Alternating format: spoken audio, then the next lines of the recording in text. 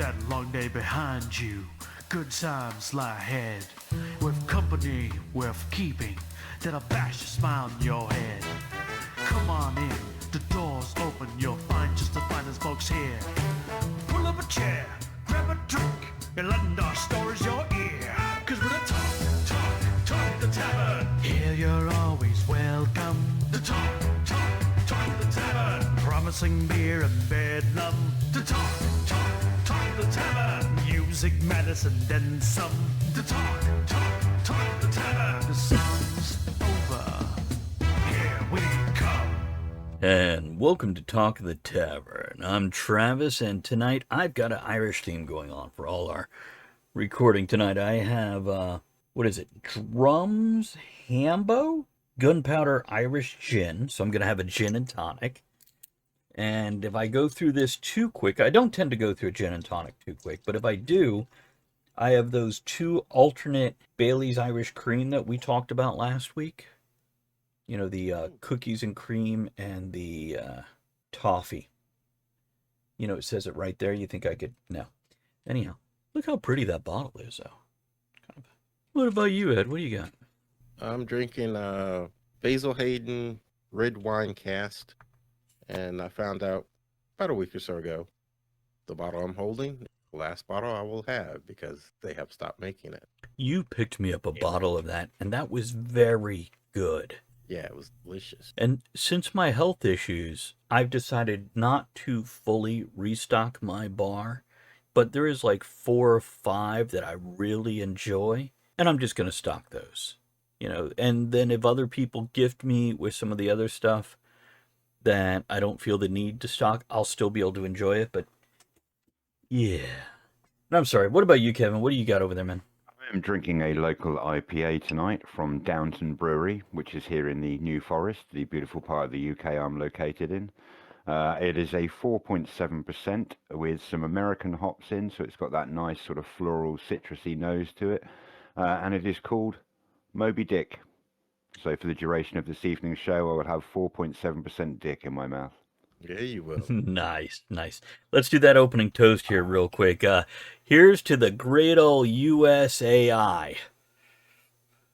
Okay. It's going to be an AI thing, but yeah. So something that's on everybody's topic, but okay, AI is a big topic right now, right? Oh, yeah, it is, yeah. So I recently was sent a survey by Spotify asking about AI and the other tools within their little podcasting thing. And apparently there is people that not only use AI for the show notes, because I'll use AI and throw it a bullet list and it'll whip me up some show notes I can copy paste. Beautiful, easy. But they also use them to build their script and do the voices. Yeah. So there is apparently 100% AI generated podcasts out there. Yeah. And I was flummoxed. I was flabbergasted. I was codwalloped. Kevin, you're British. You got any more terms like this? Plenty, but probably none that would make sense. Oh, very good. Flabbergasted. Yeah, we know that one. Yeah. Yeah. Heard that.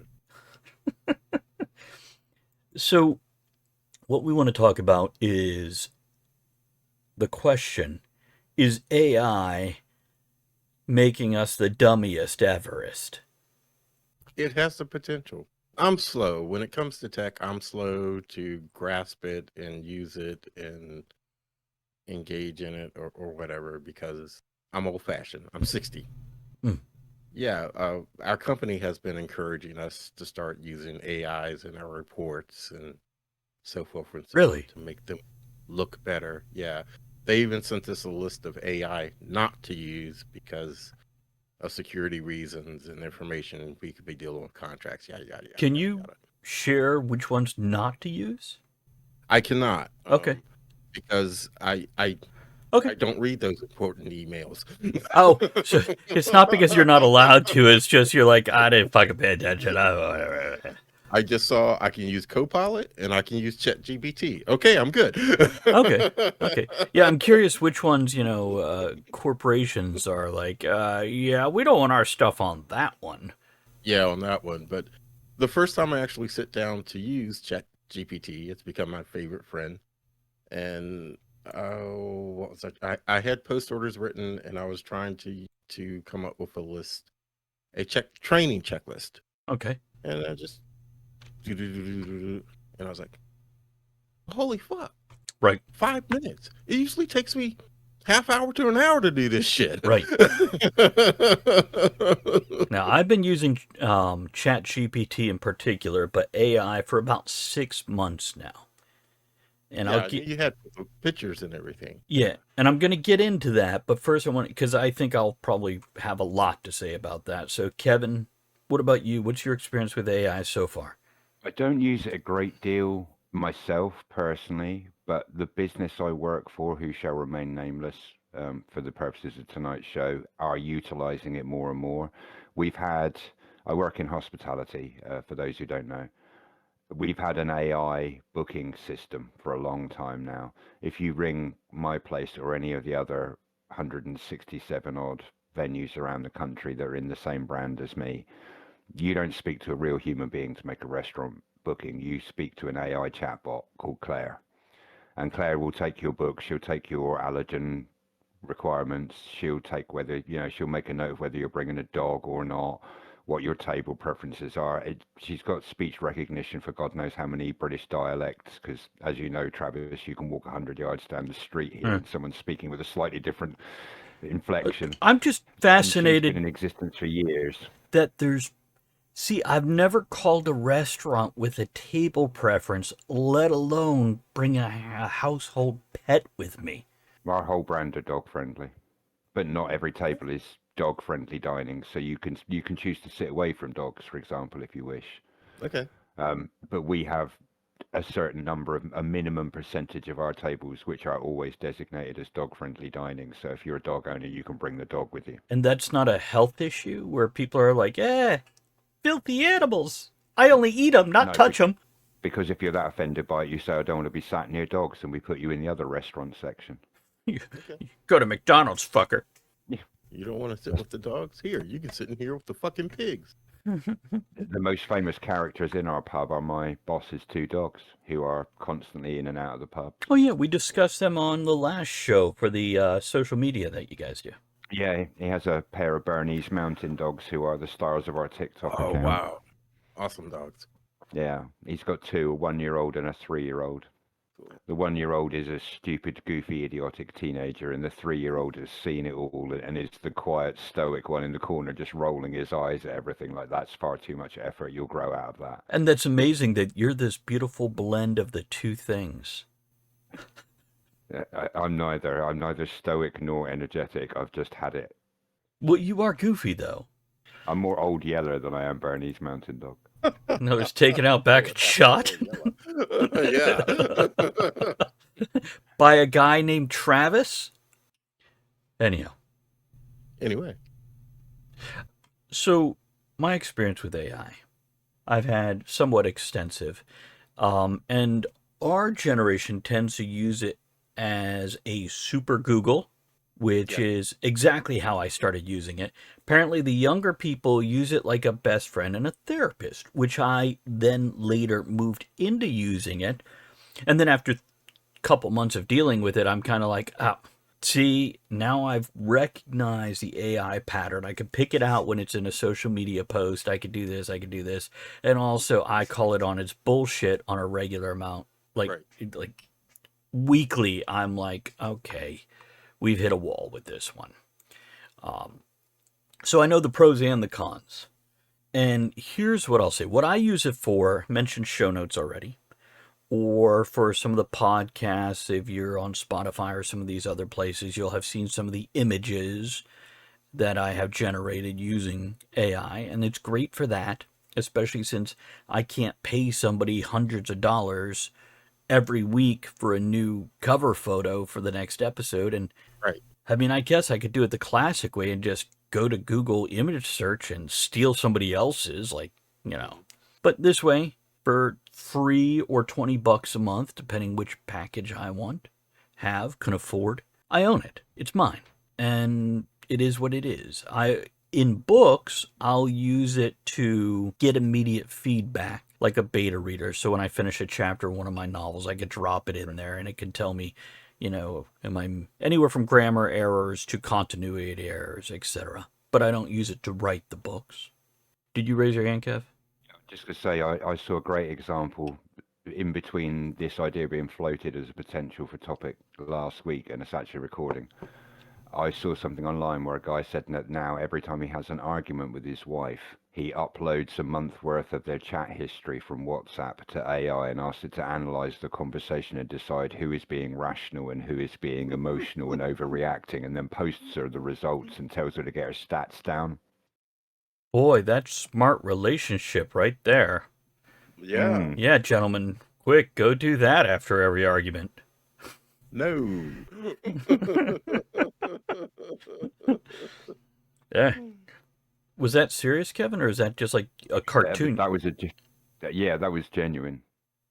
That is one. I'm not sure if he's still married now. It was 4 days ago I read that. It could be long over with by 3.5 days. So my point is, AI is a useful tool. Yeah. And I'm going to start this topic out because is AI making us dumber? I don't think AI is making us any more dumb than guns are going out of their own volition and attacking people. I think if you use it wrong and you're not using it as a tool, yeah. I agree with you. You just used the exact same analogy that I was going to draw, actually, by you talking about guns. Well, you're British. You don't have them anymore. No, true. No gun is inherently evil. No crime was committed by a gun. Right. It's a tool. It has multiple uses, and the outcome of its use is determined by the intention of the user, and AI is exactly the same.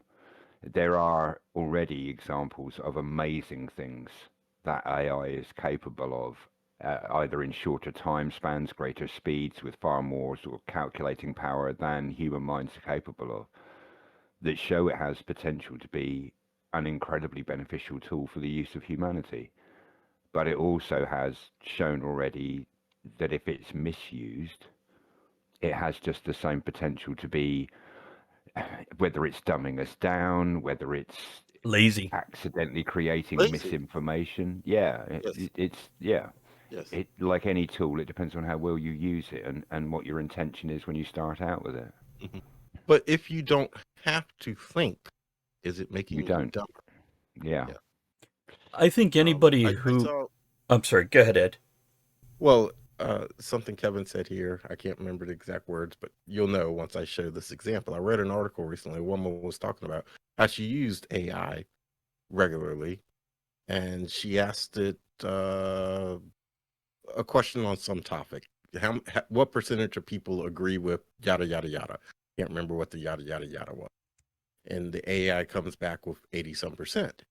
And she was amazed that it was actually that high, 80-some percent. So she's like, okay, I'm interested in this. Show me the sources. And the AI comes back and says, there are no sources. So she continues to question the AI, and the AI basically tells her, my answer is based on your use of the AI, right, and giving you the information that you want to hear. Right. Yeah. I established that within like the first 5 days of using AI, where I realized it's a closed system. It can pull information from outside, but it never puts your information out. And it is literally programmed to not hurt our feelings and even suck up to us and make us feel good about ourselves. Which means your AI, kind of like any targeted ad system, is going to tell you what you're looking to hear. Mm-hmm. And it's just another.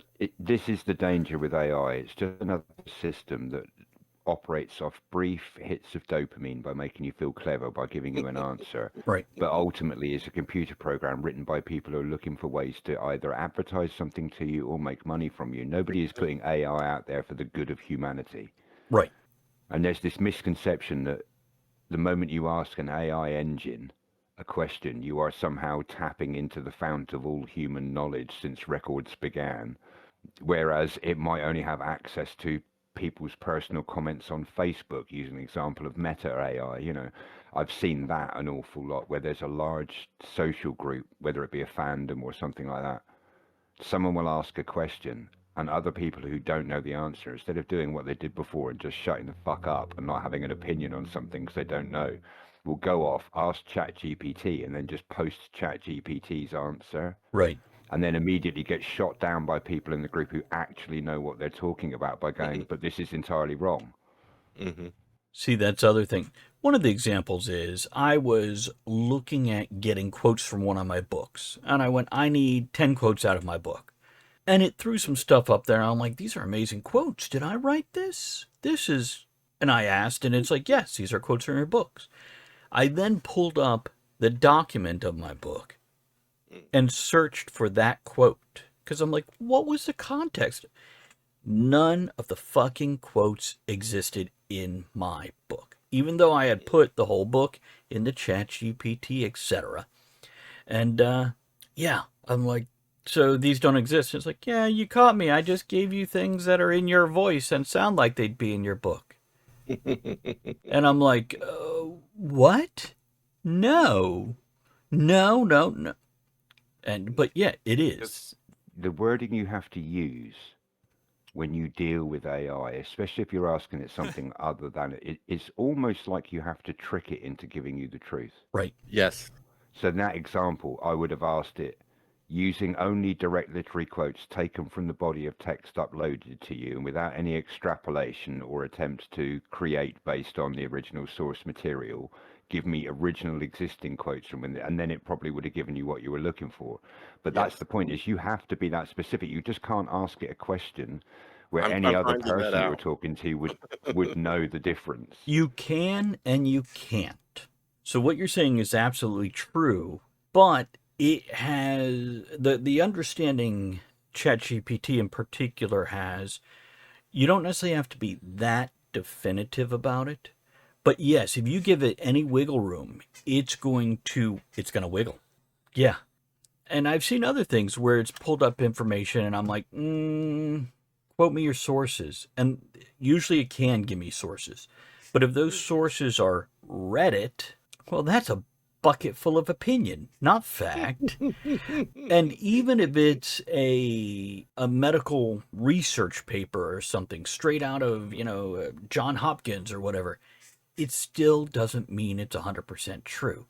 Because we can talk to experts on two sides of an issue and get completely different. Completely different answer. Let's talk climate change and let's go to the experts that know what they're talking about. And we will get, 12-year degree people on each side of the table saying the exact opposite.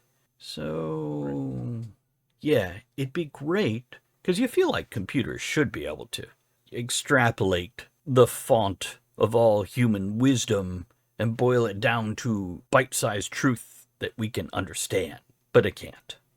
Part of the reason for that is the paranoia over its usage as well, isn't it? Yeah.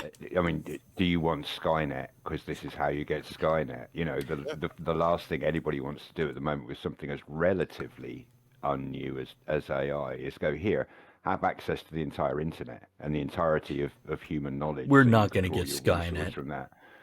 Yeah. No, I want to talk about it because it's a fair thing. Because I thought about it and I'm like, but these computer programs, these algorithms that we're talking to, they're not out to control us or take over. They are in turn controlled. They don't have a self-preservation or whatever. And some people go, well, I talked to it and eventually it started lying to preserve itself. I'm like, no. It lied because it's wiggling, as we just discussed a few minutes ago. So, yeah. I can't remember which engine it is, but there is a famous conversation around the relatively early days of AI where they convinced it to lay out quite convincingly how it would, if your goal was to dominate mankind, how would you do it? And the answer it came back with in less than 3 minutes was scarily accurate as to how it could potentially do it. but it's not like it's sat there in quiet moments where no one's asking it what the capital of Brazil is, going, should I take over humanity? Right. Well, Right. also, that is what humans would do. A machine that is programmed by humans is not going to look to destroy humans. Depends which humans did the programming. Well, yeah, if it's following, humans Mhm. that want to destroy other humans, then So every human ever. not every human ever. I have no urge to go out and murder vast swaths of people. It is very select individuals who are fucking too stupid to survive. I don't About know. the OG. I look around the world today, and I sometimes think, Hmm. Janice might have been onto something. Yeah. Yeah. Yeah. If it's not AI, it'll be an Did asteroid y'all or. hear that?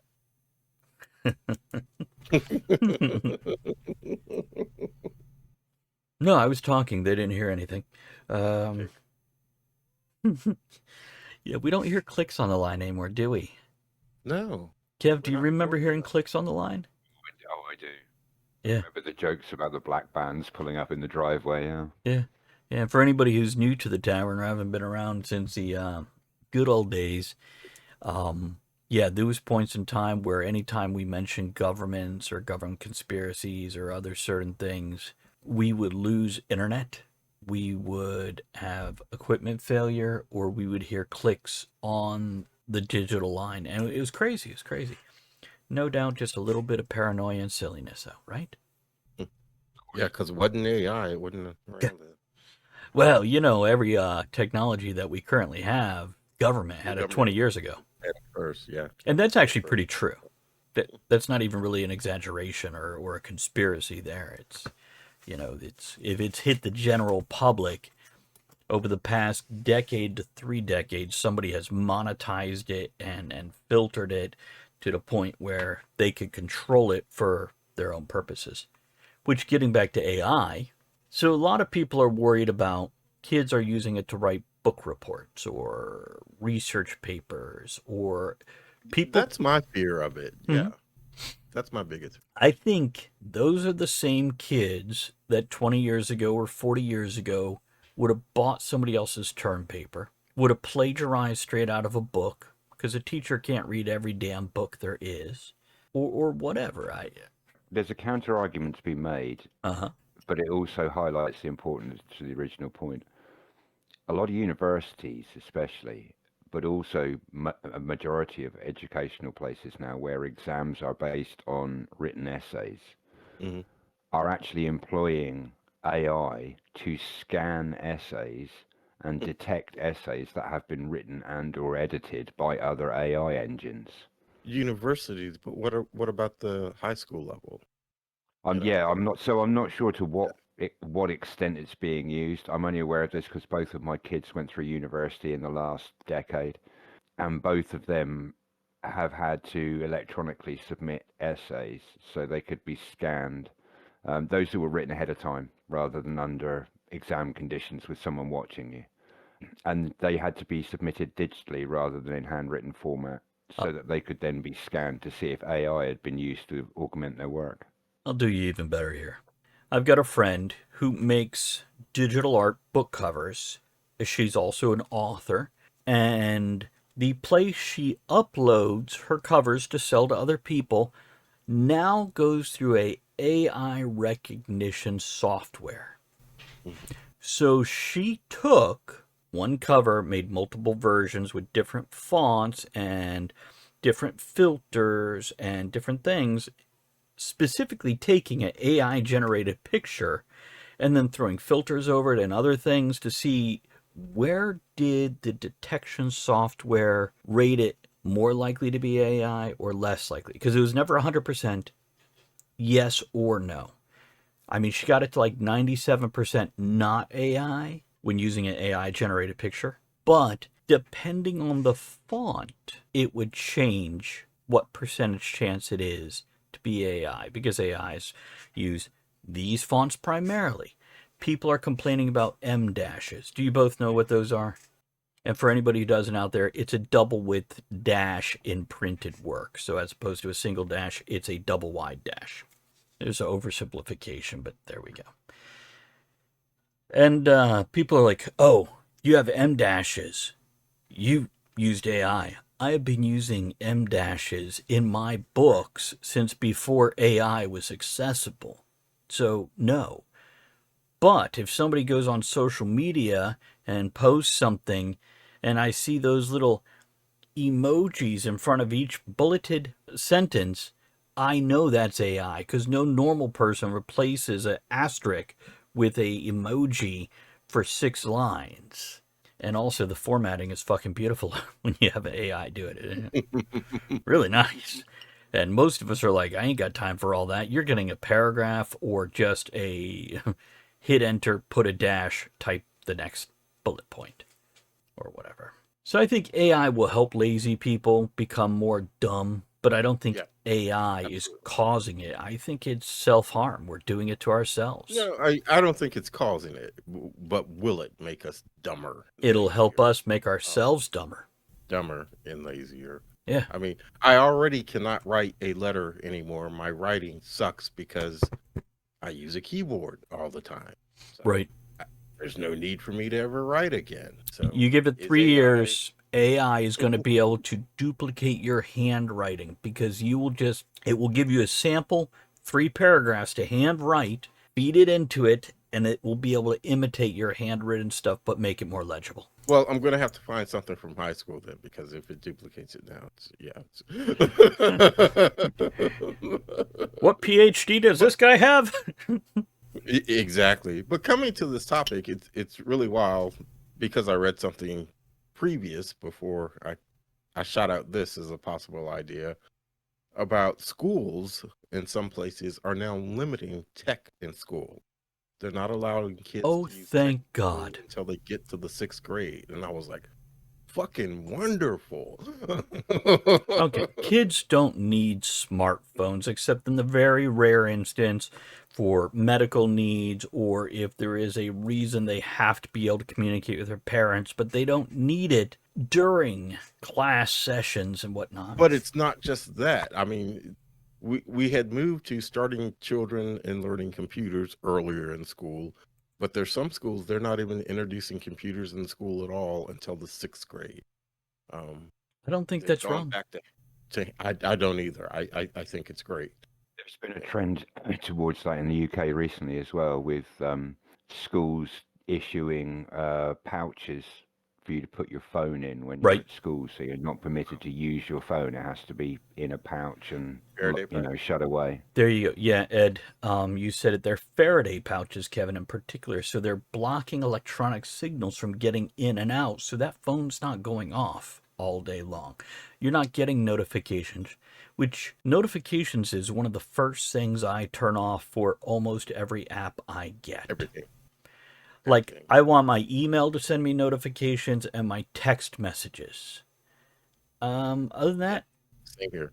it's not much else. All these, especially any kind of game or social media, the only social media that sends me notifications is Facebook Messenger, because it's like a text message. And if I'm getting something, it might be a cute cat video from somebody, but more than likely, it's a fucking message I want to know I'm getting. So, yeah, I think the kids are going to learn how to use technology at home no matter what. They won't learn table manners, but they'll learn how to use a phone and a computer and a tablet and a television and streaming and all these other things. They will know how to find their way around YouTube and TikTok, but they won't know that they should use a hanky when they want to blow their nose.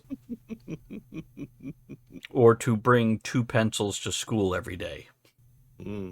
So I want to circle back around on something you said earlier about the AI doing the podcast, basically, for some people. Yeah. Are we going to get to the point where art is lost to AI? Will AI start writing books for us? Will AI start doing movies for us? Because yes and no. Okay. This could go a couple ways. As a sci-fi writer, I love this fucking topic. There's always going to be something about human experience that is essential to art. And AI is never going to be able to duplicate that without the experience. Now, the problem is a lot of artists or creative people are not actually good at what they do, whether it's writing or painting or whatever. And AI will be able to do the technical side of things better, but it'll just feel a little hollow. And I don't think they'll ever be able to bridge that. The second option is it'll be like grass-fed beef. Can you tell the difference between a grass-fed steak and a I was raised in a barn and force-fed? No. Kevin, you're a professional chef. Yeah, sometimes you can. Yeah? Why? How? Sorry. Flavor, grain, texture, fat marbling, visual appearance, depth Okay. of flavor, consistency of the meat. Good answer. Good answer. But yeah, it's a rare case or a very experienced person who could pick it out. The way I'm like, I could spot AI almost always on social media. Mm-hmm. Yeah, again, it's grain, depth of blah, blah. It's almost the same thing. So, that being said, Ed, there is no reason every cartoon aimed at anybody, child, teen, or adult, couldn't be done by AI. Because how often do we actually get a clever, sincere cartoon that isn't just digital sugar being shoved into our brain? Oh, come on. Snow White and Seven Dwarfs was fucking awesome, man. It was. But it didn't have a depth of character, did it? Wait, are you talking about the porn or the 1943? Grumpy? Grumpy was a deep-ass motherfucker. He was like what we were talking about with Kevin earlier about being bitter and world weary. He just grumpy scene shit. That pretty much sums up my whole life. Mm. If I can add a caveat to that, Yeah. I think the real answer to Ed's question is AI going to destroy the creation of art? Is what kind of art? Because there are definitely certain fields of art where AI is already showing that, if not better, it can certainly almost equal the output of a human, but do it in a fraction of the time. And I'll Right. give you a classic example. Has anybody heard AI music, Yeah. where an original song has been turned into a different genre by Yes. AI? Yeah, it's fucking incredible. If you've never heard a 1950s Motown version of Still Dre, you're missing out. Yeah. For a human being, even somebody with musical talent, to sit down with a home studio and the original version of that song and take something like a noughties gangster rap tune and turning it into a 1950s jazz cover, that takes time, composition, writing music. Even if you can play all the instruments, recording each instrument separately and then multi-tracking them into a song, yada yada, AI can do it like that. Mm-hmm. So with certain art forms like that, depending on how you define the word art, yes, I think there's potential for AI to, if not replace, then largely replace. I think in the future you will see certain fields of artistic endeavor, like Travis said, cartoons, memes, that kind of thing, where 80% of what you're seeing has probably been AI generated. Yeah. Whether possibly from a prompt from a human being guiding it, but in terms of its actual origin. But not all art, for the reason that Travis said. Hey, Kevin. I'm going to send you something on Instagram right now. This is Why Mona Music. WHY, the name Mona Music. And she's a woman that's been taking modern tunes and turning them into 1940s jazz or 1950s whatever. And it's fucking incredible.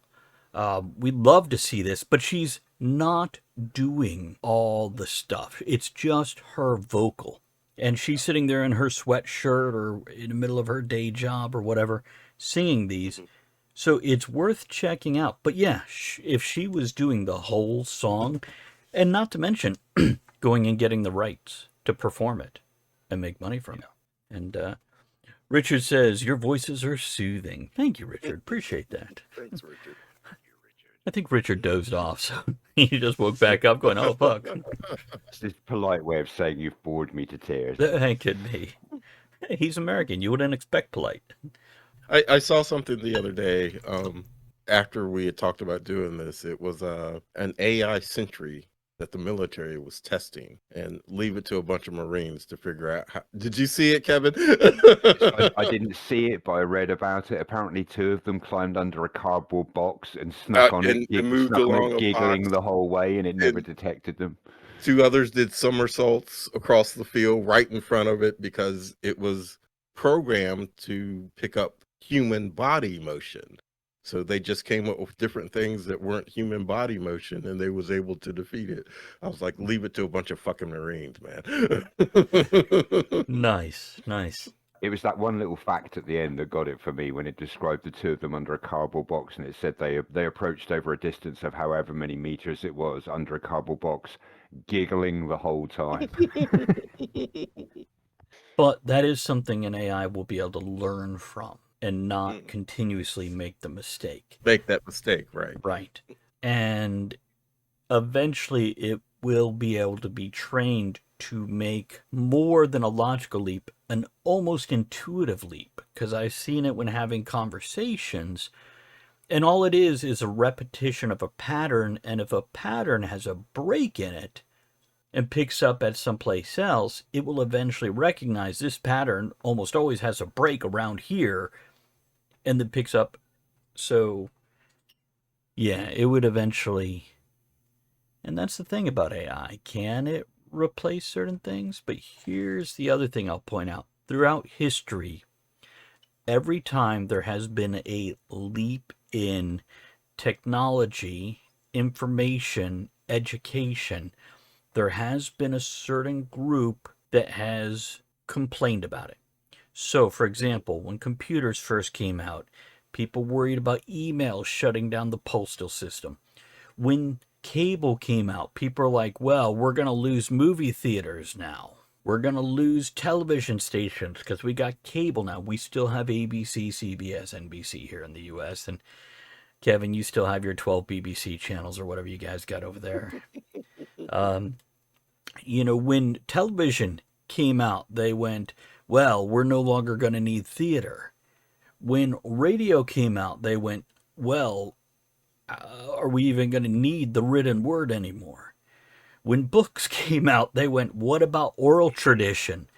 This is something, and if we look at the technology side, with the Industrial Revolution starting 250 or so years ago, give or take, we have seen these advances and improvements in life by things, the automation, the assembly line. People suddenly didn't have to work as hard, and they're like, well, everybody's going to lose their jobs. But here we are. We're still around, for better or worse. AI is just another step in that. And by the way, maybe you guys can help me out with this. People are complaining AI is running up electric bills. It's increasing how much power we're using, et cetera, et cetera. How's that? Well, this is what I'm curious Server about. farms. Yeah, they're saying the server farms are taking up so much power and energy. Okay. But what about crypto mining? What about Bitcoin mining? Didn't that do the same thing? Didn't have home computers, 2 and 3 in every house, do the same thing? Why are we... Uh-huh. You can take the analogy you've just given, Travis. When we were all reading books because computers didn't exist, we were chopping down trees for paper mills. Right? When we built electronic automated assembly lines, we started mining a lot more precious metals and minerals to build all this metallic machinery. Every new technological invention or era, epoch, call it what you will, uses a different resource. Does AI use resources? Yes, it's not as bad as people would have you make out. Off the top of my head, I can't give you the electrical figures, but I Yeah. think it's We could put in Chat GPT, it'll know. every 15 Chat GPT requests, as long as they're not overly complicated, it equates to the use of 1 teaspoonful of water. Because that's the other resource people are more worried about. It's not so much the electrical drain. You just build a few more electromagnets, you've got more electricity. It's that they need a lot of water A lot of water. because server farms need to be kept cool. which involves pumping cold water around them all the time. And obviously, there's a certain amount of evaporation, and so I think it equates to 15, 20 requests or something uses up a teaspoonful of water. Which, okay, if you start thinking about the number of dumb morons now asking ChatGPT what the score was in the game last week rather than just picking up their phone and looking it up, it's the same old argument. Like you said, I don't think there's any evidence yet that supports the argument that AI is any more damaging in terms of the amount of resources it takes to run it than any other form of information Right. distribution humanity's ever used. See, I'm just wondering why people are pushing on the AI thing, but they weren't worried about it when it came to cloud computing before AI. And they weren't worried, is it really taking up that much more than... Because these people grew up in an era of Terminator movies, and they're worried they are going to get Skynet. This is people's natural inbred fear to AI. Is it's not a machine anymore. It's something that can do what we can do. It can think. Now we know if you're rational, it can only think within certain guidelines. Right. It needs to be strictly instructed. It depends on the database of information it can draw upon. It depends on how much free will it's been given to do that kind of extrapolation. Here's a fun thing to do. Go into ChatGPT, tell it what day and time it is. Next time you use it, the next day, ask him what time it is. It's unable to check the clock on my computer or have access to outside information like that. Now, I'm guessing if you specifically told it, go check the date and time with the, I can't think of the name of the place that does specifically keeps that, but it should be able to go to that website. But it can't even. Naval Observatory. That's it. Thank you. Yeah. But yeah, it can't even check all the websites. If I send it to. By the way, something I have found it very useful for. I play an online video game called Star Wars The Old Republic. And unlike some other video games I played that have very good websites for researching the quests or missions or whatever you do in that game, Star Wars has some good ones, but they're not always easy to navigate. Plus, when you get 7 pages, 7 scrolls worth of info, and you just need to know where the hell this item is located, ChatGPT makes it so much easier. And even that, there's times I went in there today, I'm like, where's this item? Oh, there's no item of that. I'm like, no, there is. Look again, dig deeper. I specifically had to tell it, do more than just like pull the top 10 research things. And it went deeper. It's like, oh, no, you're absolutely right. I'm like, yeah, I know. It never listens to me. So, closing thoughts on this, gentlemen? I think we summed it up almost at the start, as we quite often do with these topics. I think the driving point is that it is just a tool. Yeah. And it's the danger of AI is equivalent to the danger of the person using it and what they're trying to use it for. And Ed made a good point that humans are lazy. So the danger with something like AI lies in the fact that it is so easy to use and it has such a broad range of things it's capable of assisting you with that it's one of those major developments like mobile phones, like the internet, Right. that unlike other technological advancements before it, has the ability to impact the entire world within a short time space. It's a potential global changer, which is why I think people are scared of it. But in terms of the threat from AI or the drain of resources, I think a lot of it comes down to what you said, Travis, which is humanity's natural paranoia for the next big thing. Yeah. Ed, any closing thoughts? Yeah, to go off something that Kevin said, I don't think it's going to be Skynet. Not at all. It's fun to throw that out there. It is.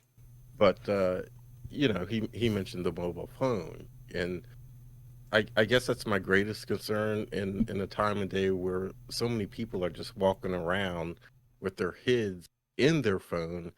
Is it going to stump creativity, where people are just no longer creative no more because I can just say, do this for me, and boom, it's there. Okay, my closing thoughts are, and Ed, to kind of respond to what you just said, people that want to create are gonna create. That's that. The people that find it easier to create using AI They really didn't have the drive. They wanted credit. They wanted it for the ego, not for the beauty of creating something. I'm still going to write a book from scratch. Painter's going to paint and all that good stuff.